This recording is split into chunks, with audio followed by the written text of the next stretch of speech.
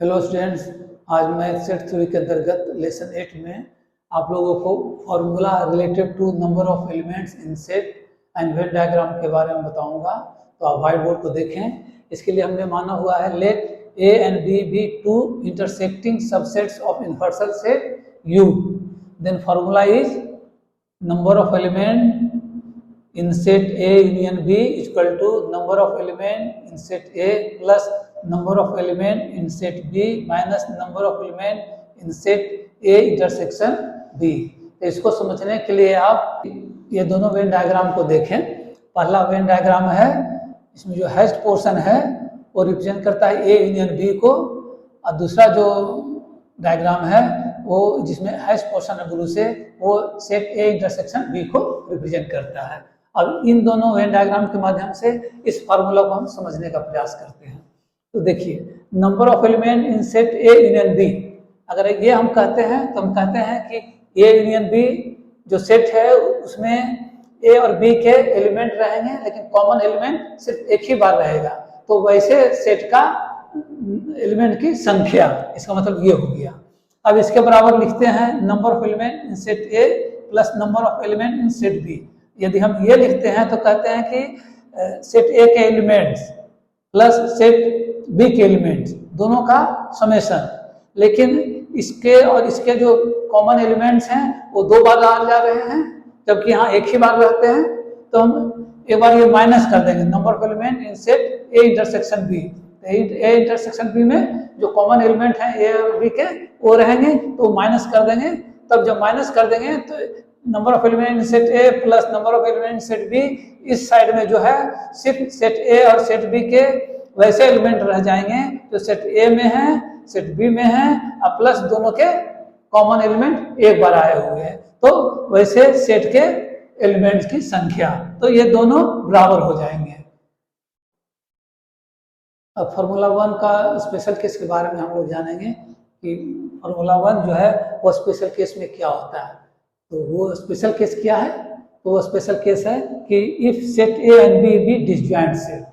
तो जब ए और बी सेट डिसजॉइंट सेट होंगे, इस स्पेशल केस में फार्मूला 1 का शेप क्या होगा?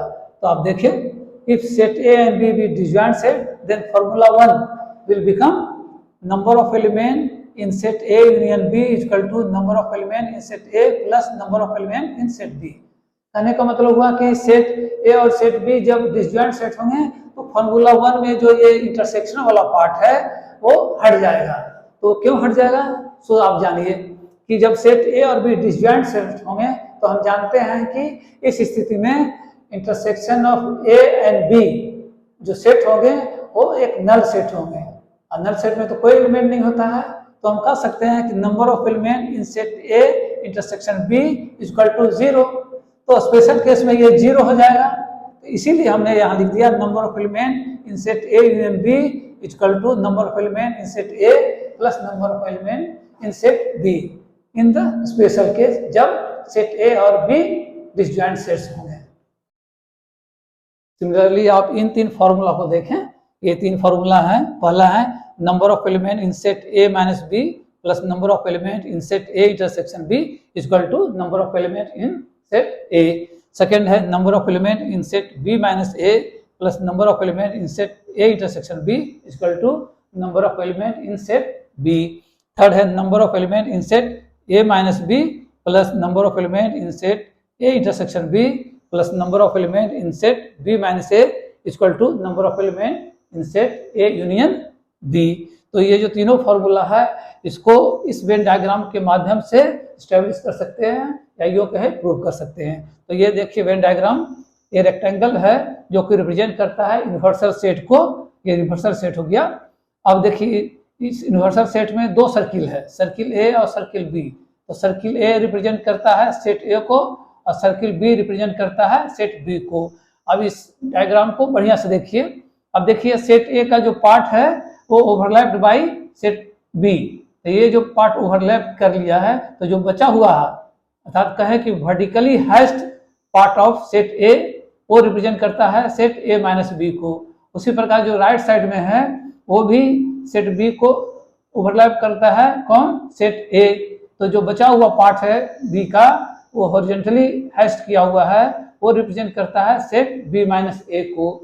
ये दोनों सेट का जो कॉमन पार्ट है, जो क्रॉस के द्वारा हैश किया हुआ है, वो रिप्रेजेंट करता है सेट ए इंटरसेक्शन बी को।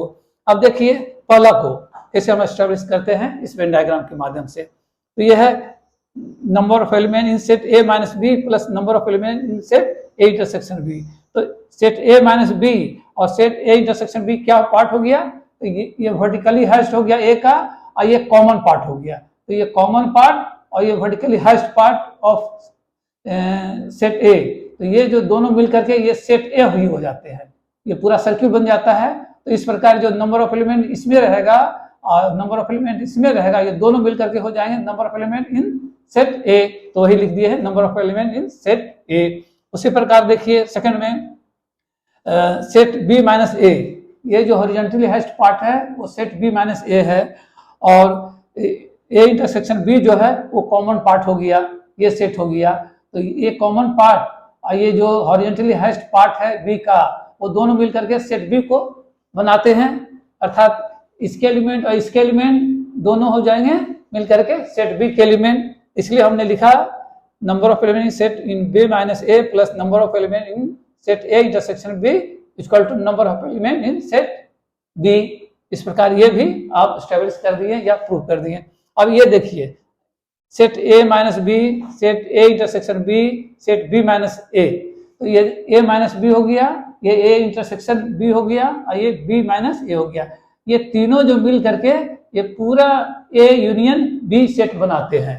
तो जो number of element in set A minus B, number of element in set A intersection B, number of element in set B minus A, ये जो तीनों हो जाएंगे वो number of element in set A union B हो जाएंगे। तो यही थर्ड फॉर्मूला है, number of element in set A minus B plus number of element in set A intersection B plus number of element in set B minus A equal to number of element in set A union B. इस प्रकार ये तीनों formula को हम लोग इस when diagram के माध्यम से एस्टेब्लिश कर सके या प्रूव कर सके।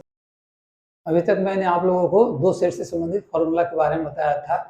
अब मैं आप लोगों को 3 सेट से संबंधित फॉर्मूला बताऊंगा। यदि कोई सेट ए बी सी है तो फॉर्मूला क्या होगा। तो देखिए let A B and C be intersecting subsets of universal set you.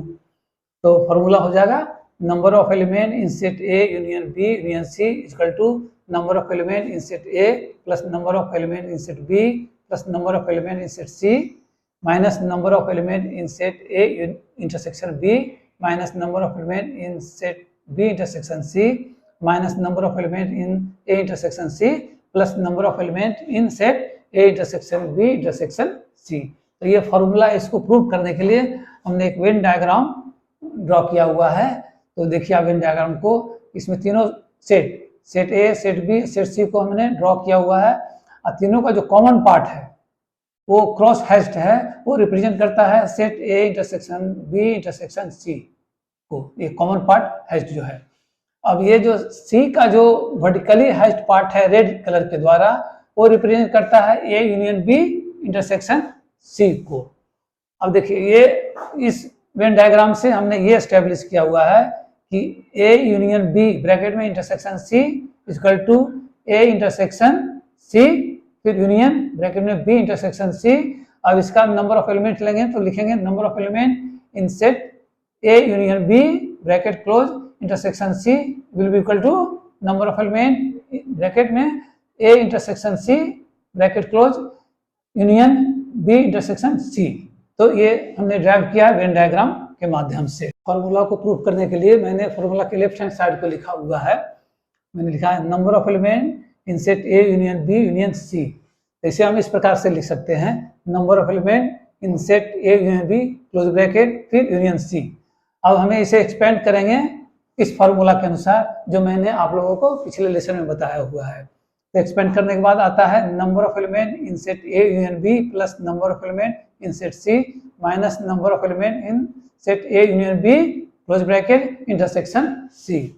अब इसे हम फर्दर एक्सपेंड करेंगे, मतलब number of element in set A union B को इसी फॉर्मूला के अनुसार एक्सपेंड करेंगे। तो मैंने एक्सपेंड किया हुआ है, तो आया number of element in set A plus number of element in set B minus number of element in set A intersection B plus number of element in set C minus number of element in set A union B close bracket intersection C.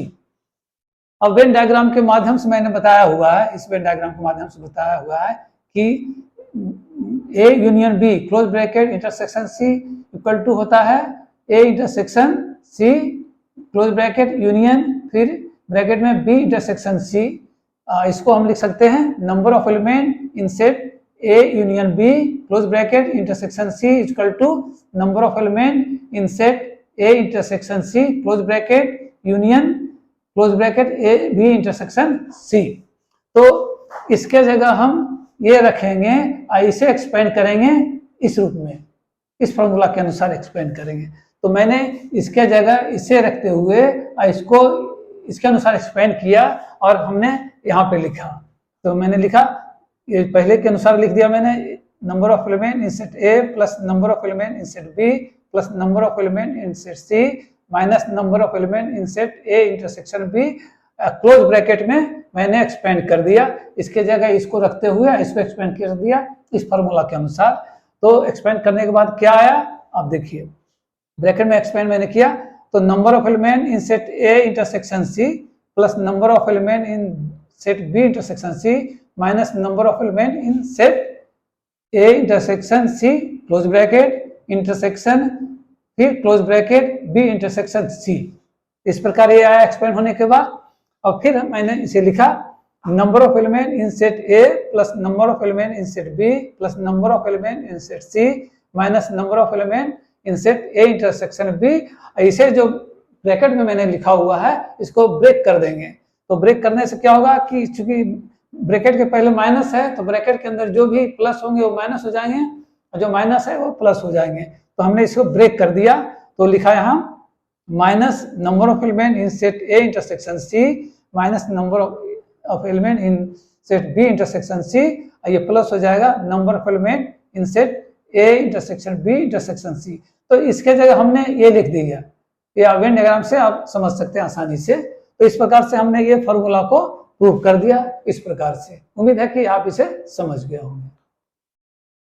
Students, इस lesson का English phrase है steer clear of. तो steer clear of का मतलब होता है दूर रहना, अर्थात किसी चीज से दूर रहना। तो यदि आप किसी को कहना चाहते हैं कि यदि तुम परीक्षा में सफल होना चाहते हो तो बुरे दोस्तों से दूर रहो, तो इसको इंग्लिश में कैसे कहेंगे? If you want to get success in the examination you must steer clear of bad friends. इस प्रकार आप फ्रेज स्टीयर क्लियर ऑफ का अन्य प्रयोग भी आप कर सकते हैं। धन्यवाद।